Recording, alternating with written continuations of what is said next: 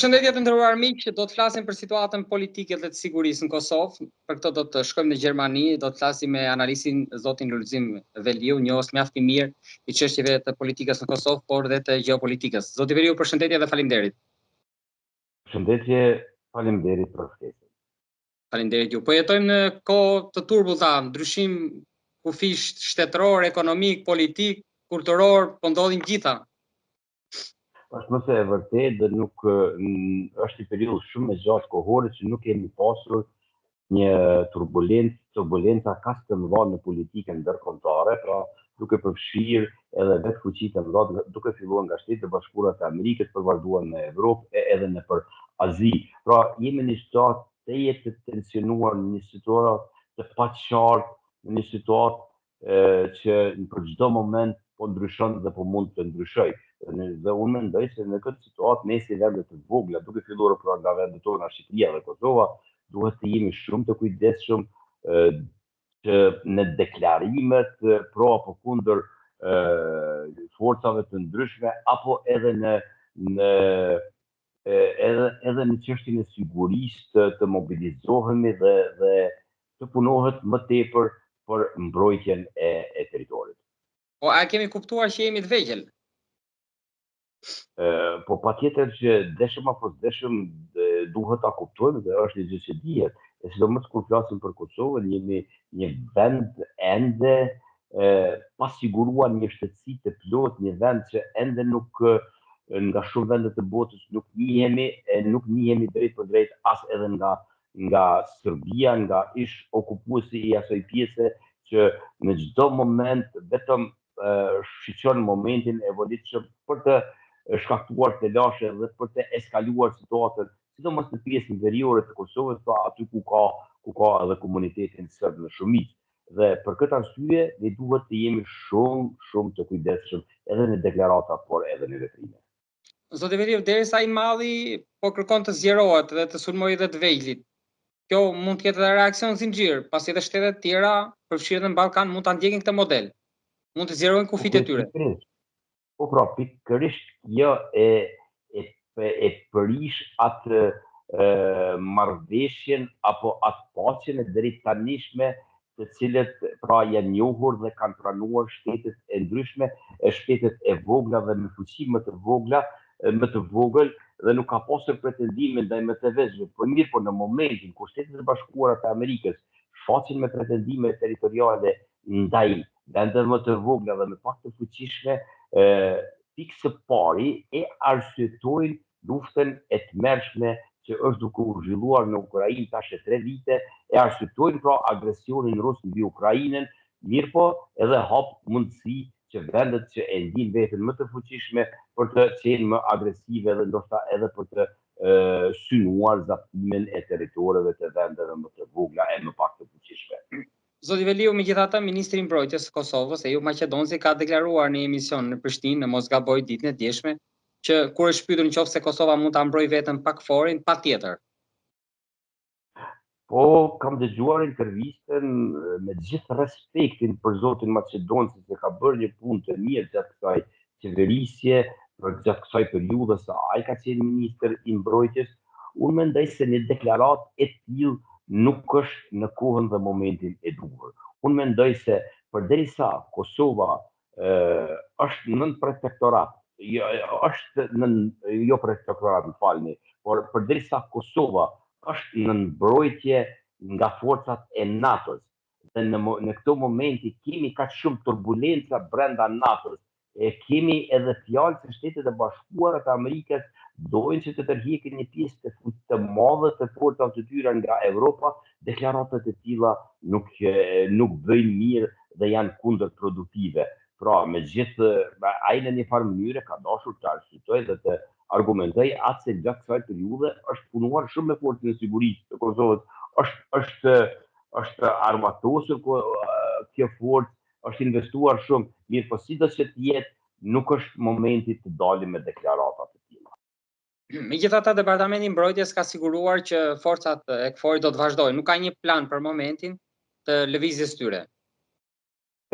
Jo, javën e kaluar apo para 2 javësh dolën disa fjalë, u folën disa media se fori se amerikanët do të largohen nga bonështili dhe se për zamën në bonështil do vinë forcat turke.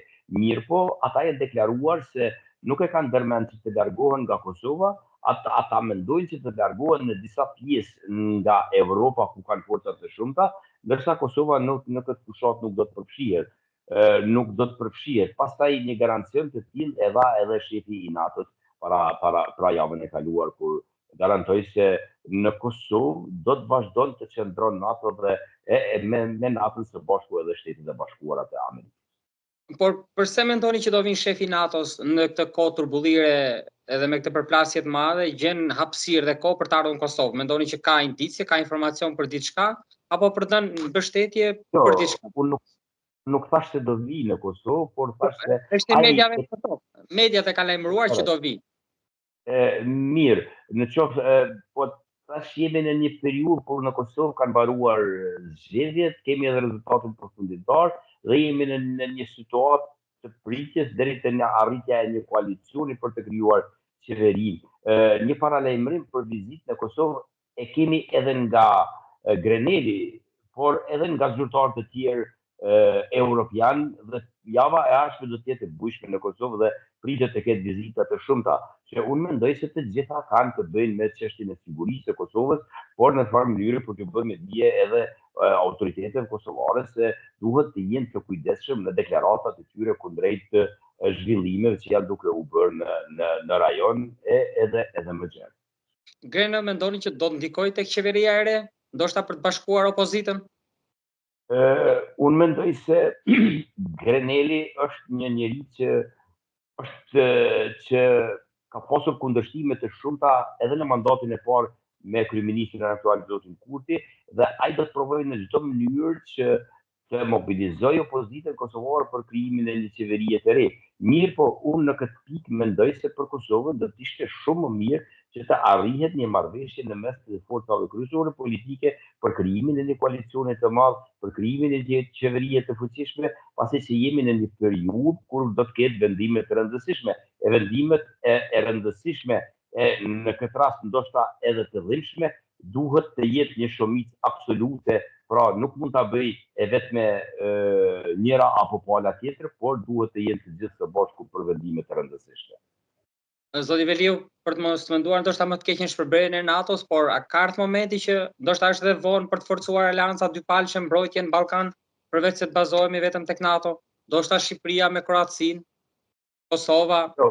Unë mendoj se një pjesë e vendeve europiane kanë hapur sy tani dhe janë duke bërë disa veprime në këtë drejtim që çon në ruajtjen dhe në mbrojtjen e tyre.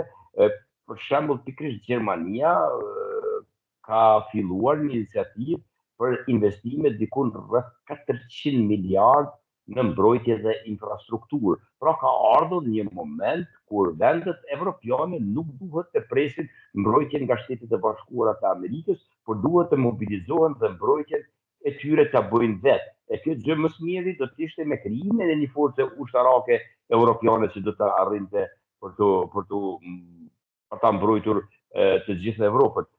Në rastin tonë, unë mendoj se Kosova dhe Shqipëria janë një, deshëm apo deshëm, kjo është dëshmuar edhe në vitin, edhe pikërisht sot para 27 vitesh, kur rezistonte ushtria qeverimtare e Kosovës, pra që ishte e mbështetur fuqishëm nga shteti shqiptar, dhe ndërsa tani jemi në pozicione të tjera kur kemi të bëjmë me dy shtete, kemi të bëjmë me dy forca ushtarake, është momenti kur duhet një koordinim shumë i mirë me tyre, një armatosje edhe më e mirë se që ka qenë dhe është bërë deri më tani, në mënyrë që edhe ne në vendin tonë të jemi të sigurt dhe të jetojmë të sigurt.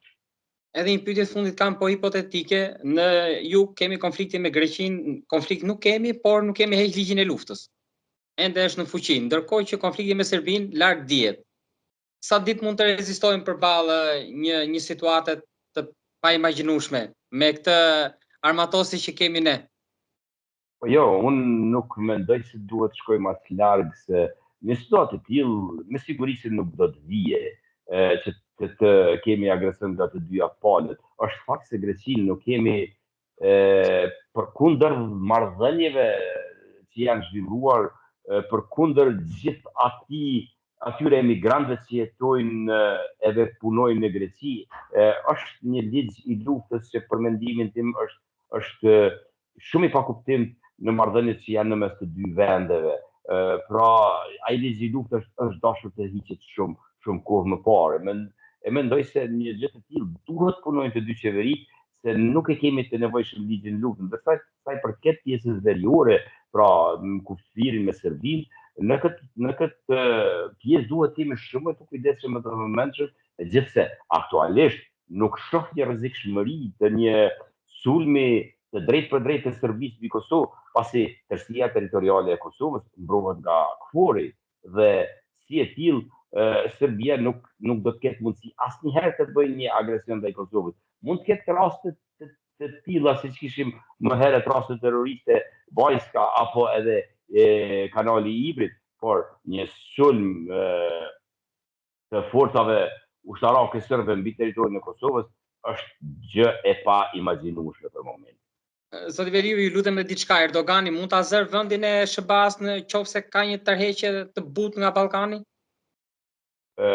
Po unë nuk e shoh se do të kemi një tërheqje, më spokun nga Bonstili, nga baza e tyre në Bonstil. Unë shoh një reduktim që do bëhet një reduktim i forcave amerikane në Evropë, sidomos nga Gjermania, se Shtetet e Bashkuara të Amerikës kanë disa baza në Gjermani. Dhe sipas të gjitha gjasave do mbetet vetëm një e tillë në Gjermani, pra të pjesa tjetër do të tërhiqet. Mirë po shihet se Trumpi ka një vrull agresiviteti të asaj politikës së tij, po pastaj kemi edhe një zbutje, kjo po shihet qartë tani edhe me rastin e Ukrainës dhe të Zelenskit. Dhe shumë shpejt pritet edhe një takim mes tyre. E zgjata po edhe diçka e fundit. Kosova çfarë mund t'i ofrojë SBA-s në marrëveshjen? Të njëjtën gjë që Trumpi po e kërkon për mineralet, për tokat e ralla, po Kosova ka diçka pra nëse ta kapin në aspektin e biznesit? Jo, unë mendoj se Kosova duhet të jetë e kujdesshme, pasi që ne jemi shumë vend i vogël dhe për të ofruar Shtetet Bashkuara të Amerikës nuk është se kemi ndonjë gjë të madhe. Gjëja më e madhe që ne duhet t'i ofrojmë Shtetet e Bashkuara duhet të jetë ai partneriteti që ata e kërkojnë, koordinim i mirë me ta, ruajtja e qetësisë dhe stabilitetit në rajon. Ajo është gjëja më e madhe që ne mund të bëjmë për Shtetet e Bashkuara të Amerikës, për paqen dhe për gjithë rajonin. Zoti Veriu, faleminderit shumë. Faleminderit, ishte kënaqësi.